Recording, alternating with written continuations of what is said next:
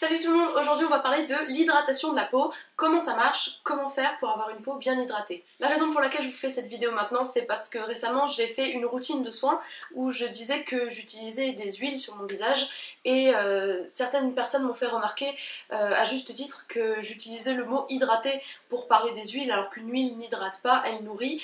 Et donc comme j'avais beaucoup de choses à dire sur ce sujet et sur la raison pour laquelle pour moi les huiles marchent et améliorent l'hydratation de ma peau bien qu'elle ne soit pas hydratante en elle-même, j'avais envie de vous en faire une vidéo explicative tout simplement pour voir comment ça marche. Alors c'est vrai que généralement on s'en mêle un petit peu les crayons entre peau sèche, peau déshydratée, qu'est-ce que c'est, est-ce que je l'ai, comment je fais pour lutter, bref. Un petit peu comme toutes les personnes qui s'intéressent à ce sujet, je suis partie de zéro connaissance, c'est-à-dire me mettre une crème sur le visage en me disant c'est une crème hydratante, c'est bien, sans savoir de quoi il s'agissait, jusqu'à ce que je sais maintenant. J'ai fait beaucoup de recherches et j'espère que ces informations pourront vous être utiles.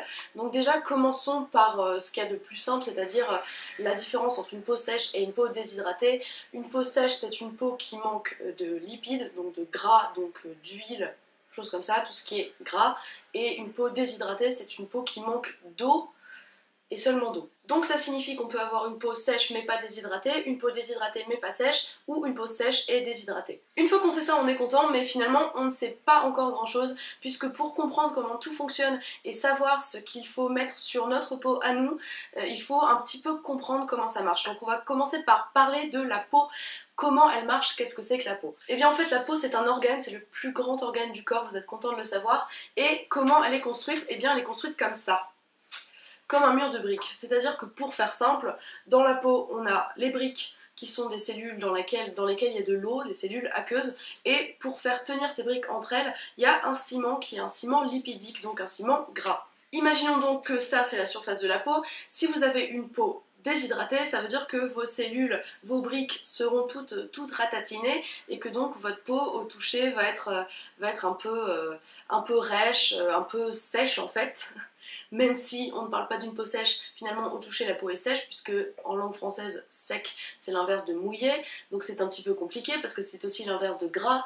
Bref, quand on parle de peau, on en est là. Donc si vos cellules aqueuses ne sont pas très remplies et que votre eau se fait la malle, bref que votre peau est déshydratée, vous allez avoir une peau qui sera pas très jolie ni à la vue ni au toucher. Si vous avez une peau sèche, ça veut dire que vous pourrez très bien avoir plein d'eau dans votre peau, donc une peau bien hydratée, des belles briques, mais votre ciment ici, votre ciment lipidique sera un peu de guingois, il ne tiendra pas bien les cellules entre elles, si bien qu'au moindre frottement, au moindre coup de vent, eh bien vos cellules aqueuses vont partir de votre peau, et donc au toucher, votre peau sera sèche, rugueuse, bref, un peu comme la peau déshydratée. Du coup, si on se trouve avec la peau qui est dans cet état-là, ça ne nous aide pas vraiment à savoir si on a une peau sèche ou une peau déshydratée, ou les deux.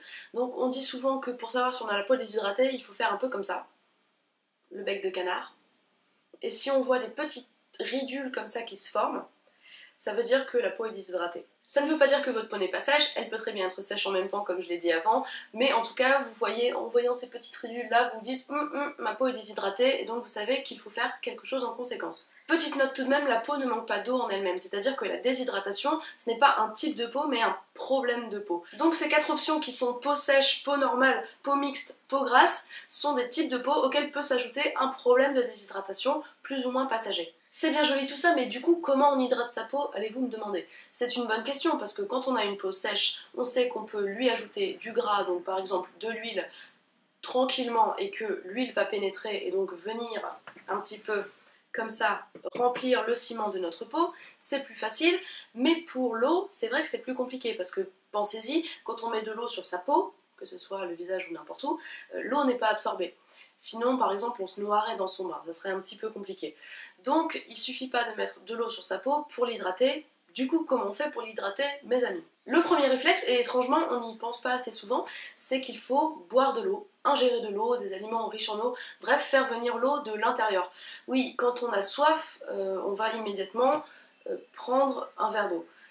Mais quand la peau a soif, on ne pense pas à lui donner de l'eau de l'intérieur, alors que c'est pourtant de là que vient le maximum de l'eau que peut recevoir notre peau. On peut faire des choses à l'extérieur, mais la meilleure façon d'hydrater sa peau, comme d'hydrater tous ses autres organes, c'est de boire plein d'eau. En complément, venons-en à ce qui nous intéresse, comment faire pour l'aider de l'extérieur, c'est-à-dire hydrater la peau de l'extérieur.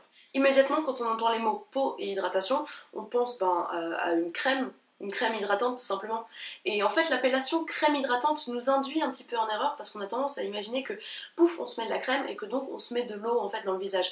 Mais c'est beaucoup plus compliqué que ça. Et en fait, la majorité des crèmes hydratantes agissent essentiellement sur l'hydratation de la peau en empêchant la déshydratation. Attention, ça ne veut pas dire que ce sont des mauvaises crèmes hydratantes, qu'elles n'hydratent pas vraiment, que c'est de la publicité mensongère et tout ça. Non, lutter contre la déshydratation de la peau, c'est ça qui va faire remonter le niveau d'hydratation de la peau, donc on va avoir une peau plus hydratée en fait. Comprendre que l'hydratation qui vient de l'intérieur du corps va être mieux préservée dans la peau, donc on aura une plus belle peau, elle sera plus hydratée, bref, la crème marche, youpi. Et du coup, vous allez bientôt comprendre pourquoi une huile peut en fait être hydratante avec tous les guillemets du monde, c'est-à-dire que en soi non, elle n'est pas hydratante, elle n'apporte pas d'eau, mais par contre, elle améliore l'hydratation de la peau, sa capacité à maintenir son eau, et donc en mettant de l'huile qui contient pourtant pas un pet d'eau, on peut se retrouver avec une peau beaucoup mieux hydratée. Mais pour mieux comprendre, distinguons les 3 ingrédients principaux qui sont dans les crèmes et dans les soins pour le visage, qui permettent d'hydrater la peau. On va avoir d'abord les agents occlusifs, dits aussi protecteurs, qui sont en fait des agents qui vont créer un film par-dessus la peau et donc empêcher le principe de déshydratation par évaporation de l'eau tout simplement. Ça peut être par exemple l'huile minérale qu'on retrouve dans beaucoup de crèmes et particulièrement beaucoup de crèmes bon marché qui fait un excellent film protecteur sur la peau, mais aussi certains ingrédients naturels comme des huiles végétales, il y en a qui sont plus ou moins occlusives, les beurres végétaux genre beurre de karité, mais aussi la cire d'abeille, etc. Tous ces ingrédients-là vont donc protéger la peau. Ils sont particulièrement appréciés dans les périodes de grand froid. Donc ils protègent la peau, ils empêchent l'évaporation de l'eau et donc même s'ils n'apportent pas d'eau à la peau, ils favorisent le maintien de l'hydratation dans la peau. Le problème que certaines peaux peuvent rencontrer avec ce type d'agent, c'est que comme son nom l'indique, ils sont donc occlusifs et donc ils vont avoir tendance, pour les peaux qui sont sujettes aux pores qui se bouchent, aux comédons, etc., les peaux acnéiques ou les peaux déjà grasses, ils vont avoir tendance donc à boucher les pores et donc éventuellement à créer des problèmes de boutons ou de comédons sur les personnes concernées. Le deuxième type d'ingrédients, ce sont les agents émollients ou nourrissants qui vont donc pénétrer votre peau et améliorer le ciment lipidique qui maintient les cellules aqueuses entre elles et donc rendre votre peau moins sèche mais aussi mieux maintenir les cellules aqueuses à l'intérieur de votre peau, donc la garder plus hydratée. Et le troisième type d'ingrédients, ce sont les agents humectants. Alors souvent quand on utilise le mot hydrater, on va en fait penser aux ingrédients humectants. C'est-à-dire que les humectants sont des agents qui vont permettre aux cellules aqueuses de votre peau de mieux absorber l'eau et de mieux la retenir à l'intérieur des cellules. Donc ces agents humectants, typiquement la glycérine ou l'acide hyaluronique, n'agissent pas sur les lipides contenus à l'intérieur de la peau, mais uniquement sur les cellules aqueuses. Maintenant que vous connaissez les 3 types d'ingrédients principaux, vous savez qu'il faut en fait jouer avec selon votre type de peau, ses besoins, vos préférences, pour trouver la routine qui va vous convenir à vous. Pour mieux comprendre, prenons quelques exemples. Si vous avez par exemple une peau très sèche, déshydratée et qui n'a pas tendance à faire de boutons, vous pouvez miser sur des cosmétiques qui vont combiner ces 3 ingrédients. Des ingrédients occlusifs qui vont faire un film protecteur pour votre peau, des ingrédients émollients qui vont venir en aide à la sécheresse de votre peau et renforcer le ciment lipidique entre les cellules aqueuses, et des ingrédients humectants qui vont aider ces cellules aqueuses à mieux absorber l'eau qui vient de l'intérieur et de l'extérieur et à mieux la maintenir dans les cellules. Autre exemple, si vous avez une peau dite typiquement adolescente, donc grasse, avec des problèmes d'acné, de boutons, de points noirs, etc., mais que vous sentez quand même un tiraillement, comme c'était le cas par exemple quand j'étais ado, et j'aurais bien aimé en savoir plus à ce moment-là pour ne pas faire de bêtises, eh bien je savais que je n'avais pas besoin de gras puisque ma peau était déjà grasse et elle avait tendance à faire des boutons, etc. Je voulais pas empirer les choses, mais pour autant ma peau avait besoin d'eau et je ne savais pas comment la récupérer, comment la mettre dans ma peau sans mettre une crème. Et quand je mettais une crème, c'était encore plus gras, j'aimais pas. Et donc là, vous pouvez partir sur quelque chose qui va être plus du côté des ingrédients humectants. Donc par exemple un sérum hydratant qui va contenir de l'eau et des ingrédients humectants, mais aucun ingrédient gras, donc aucun ingrédient potentiellement occlusif ou émollient, auquel cas vous allez aider votre peau à mieux maintenir son eau, pensez à boire quand même beaucoup, mais vous n'allez pas empirer le fait que votre peau soit grasse ou les problèmes de boutons que vous pouvez avoir. Et pour troisième exemple, je vais me prendre moi-même puisque je vous ai fait récemment une vidéo de routine et vous avez donc pu voir que pour moi je n'utilisais que de l'huile et même si j'avais la peau un petit peu déshydratée avant, et je me retrouve avec une peau mieux hydratée maintenant puisque je mise sur les ingrédients émollients et sur les ingrédients dans une certaine mesure occlusifs. J'essaye de ne pas faire dans le trop occlusif puisque je peux avoir tendance à faire quelques boutons, etc.